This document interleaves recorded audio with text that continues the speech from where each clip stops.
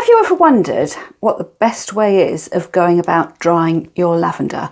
Well, I'm here to help with a few quick hints and tips. My name's Julie Davis from Julie Davis Flower Workshops and the online flower arranging classes called Flower Start.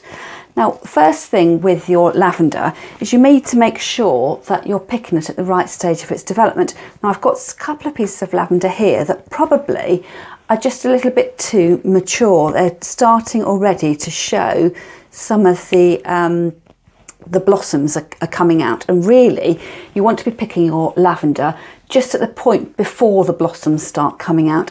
If you pick it too late, you'll find that the flower heads just start to shatter and you'll end up with a lot of mess rather than some lovely dried lavender.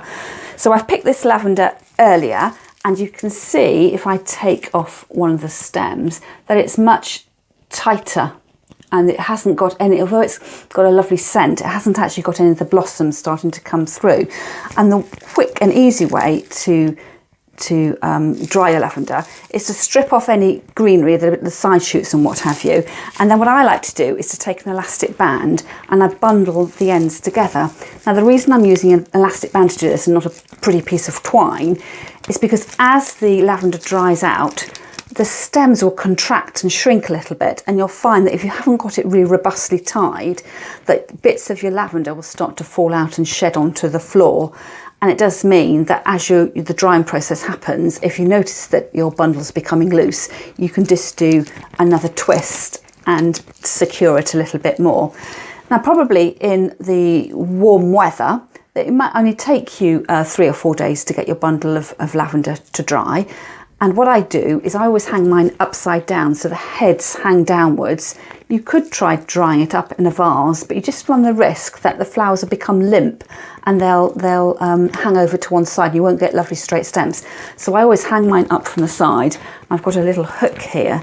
If I push through the elastic band, and then I would put it somewhere that was dry, that had a good lot of air flowing around, but most importantly, isn't in direct sunlight. So you don't want your flowers to fade in the sunlight. So I'd hang mine up, for instance, in the workshop here. I've got a little hook at the side and I'd hang it up there, make sure there's lots of air being able to circulate round.